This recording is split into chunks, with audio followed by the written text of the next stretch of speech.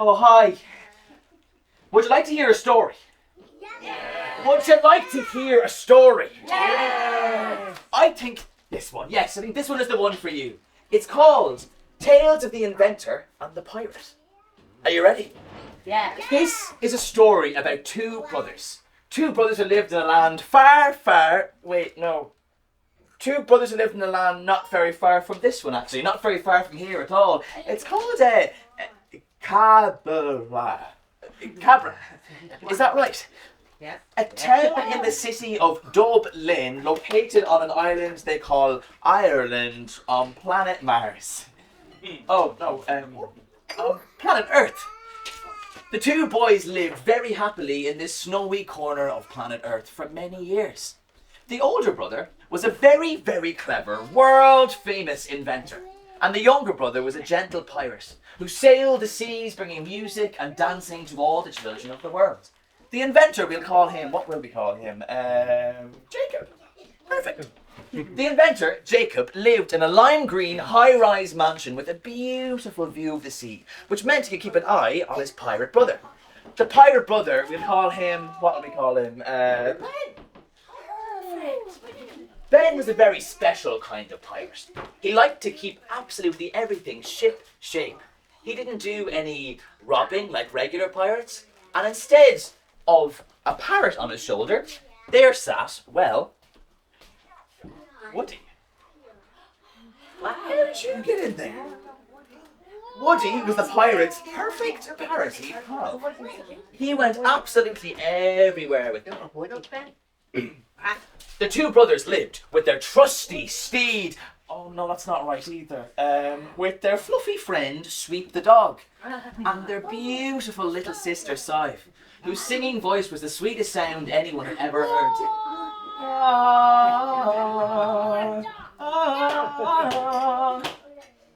The inventor, Jacob, worked very hard every day of the week making inventions. Exactly, that's an inventor. Making inventions for all the humans and the animals that roamed the land. First, he made a burger machine that instantly made burgers and chips to help fuel his pirate brother before his adventures. Wow. Then, he made a chicken leftovers magnetic force field for Sweep the dog, which meant that all the little chicken pieces that hadn't already been eaten by the humans would fly directly into Sweep's bowl, so that she would never miss out on the chance for some delicious chicken. For the chameleon lizards of the land, he made tiny little high-vis jackets for all the baby lizards, which meant all the adult lizards would never have any trouble spotting their kids. And for the boys in his class, he concocted a potion, a very secretive potion. He concocted a potion that made all the teachers think it was PE time all the time, which meant they could play dodgeball and freeze tag and red light, green light instead of learning all their Irish words. Exactly. A potion like this. Very dastardly potion. But, you see, the invention he was most proud of was the ultimate password unlocker and timer freezer, which let all the boys and girls hack into their parents' computers and turn off all the timers so they could play video games and watch videos for as long as they liked. It was the perfect place to be. Until, well, some pretty crazy things started to happen. The pirate Ben had eaten so many burgers and chips that his hair had started to grow straight up in the shape of chips, like this. Then, all the third class boys were sounding so tired they finally agreed they'd had enough PE, and they were begging Miss Neine for some Irish verbs to learn. Then, Sweep the dog was getting so big that Sweep was really now as big as a horse. Things were going horribly wrong. The inventor needed some advice. Like lots of older siblings, the inventor sometimes wished that he had an older sibling to help guide him on his way. He was quiet and shy, but he knew he had a talent. The combination of his mum's skills at drawing and his dad's maths and science brain meant that he was uniquely excellent at inventing. His drawings were displayed in galleries and museums and even in the frames on the walls of people's homes. I mean, look at that! Amazing. The standard. But the trouble was, he wanted to ask his older sibling on advice on how to get an older sibling. But how could he ask for advice on how to get an older sibling if he didn't have one in the first place? You see, he wondered if he could turn back time and invent an older sibling. but he would need a time machine for that. You see, he knew he could invent a time machine, exactly. But he even had drawn up all the sketches and worked at all the really difficult maths. But he knew how dangerous time machines were, and time travel. All of the inventors who had tried time travel in the past, you see, they got stuck in a loop and they were spinning around and around and around and around and around and around and around and around on a loop forever. And that was just the inventors who tried to go back in time. There was one inventor who tried to go into the future, and she got stuck in a loop doing the Orange Justice Fortnite dance forever, like this.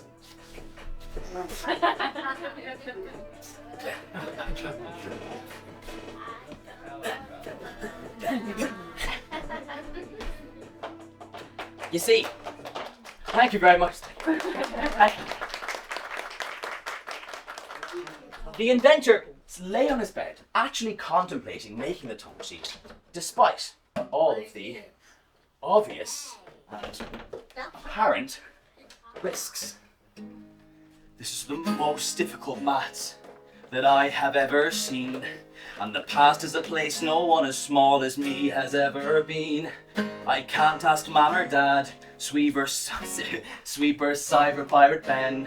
I wonder, should I wait until I turn at least age 10? I'm stumped, I'm tired, and I don't know what to do. I'm stumped, I'm tired, and I don't know what to do. I'm stumped, I'm tired, and I don't know what to do. He really was quite stumped. I borrowed this off him. He was so stumped. He decided that some video games would make him feel a little bit better. He played some Minecraft Create Mode, then some Roblox. He even found a brand new rainbow frame, which was pretty cool. He played for hours because he had gotten rid of all the timers, but he didn't feel any better. He did some reading. He read about Greg and Roderick and Harry and Ron and Hermione. He did some drawing, of course, but that didn't make him feel any better. Even Try Not to Laugh videos weren't making him laugh. No one had really noticed that the inventor was in a bad mood, except, of course, for his pirate brother, who seemed to always know when somebody was sad or cross or had a headache. See if someone was sad or cross or had a headache. To make his brother feel a little bit better, the pirate put on some music and he danced a piratey dance. He tried the shake your booty dance. Ben, let's go. There we go. But see, that didn't work. So he tried the shiver me timbers shake.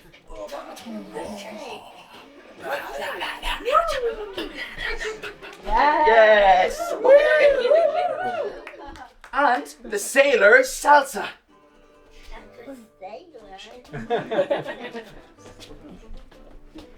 Hey! He even tried to walk the plank wiggle. Hey!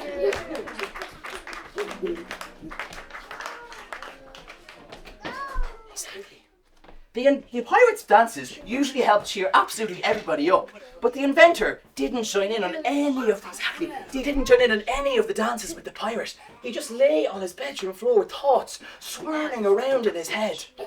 Later that night, the pirate decided he would ask his friends for help, but it wasn't going to be a very easy journey, because a lot of his good friends lived in a pineapple under the sea. So he would need a submarine, not just a ship, to reach them. Exactly. In the dead of the night, the pirate snuck out of his bedroom and went straight to the sea. The next morning, the inventor woke up and he was feeling a little bit better. He thought he would talk to his pirate brother about the time machine to see what he thought. But when he went into his room, he found only Sive sleeping peacefully on her bed. He woke Sive up and she was very worried to hear that her brother had gone missing. So he sang her a lovely lullaby.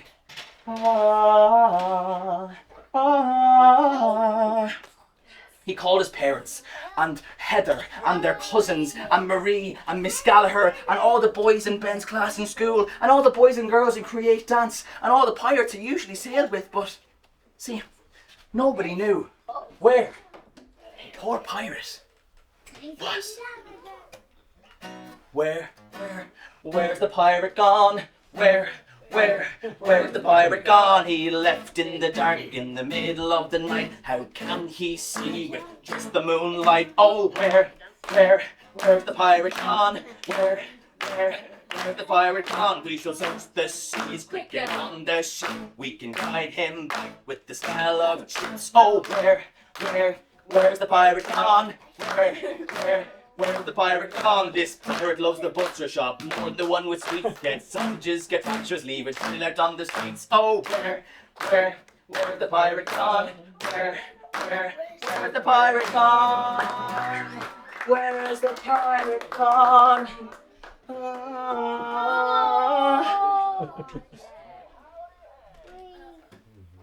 It's me, the pirate. I got a little lost and now I'm here. The wind here has a frost. Oh, where could my brother be? Where's my family? Oh, Woody, my buddy. We're getting way too cold. We shouldn't be out this late. We're only 8 years old. Oh, where could my brother be? Where is my family? See, the pirate hadn't been able to locate the submarine because his map had blown away in the wind. He really was getting cold, and he really was feeling very lonely without anybody but Woody to talk to. He was about to curl up on the ship and go to sleep when he spotted something over in the distance. He spotted an edge of an island. He put on his glasses so he could see a little better. Oh, he could see the lizards sticking out their long tongues. They put the little kids to sleep. And if he listened very carefully, he could hear his sister singing.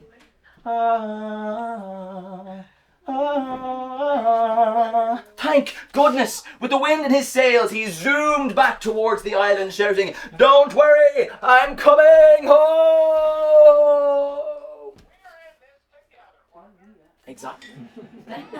See, what you might not know about this glorious pirate is that he was born with Down syndrome. And because of this, his mum and dad didn't know if he was going to be verbal, which means they weren't sure if he was going to be able to say words, to speak out loud like I'm doing with you now. See, it takes someone with Down syndrome almost twice the amount of energy to speak as it does for somebody without Down syndrome.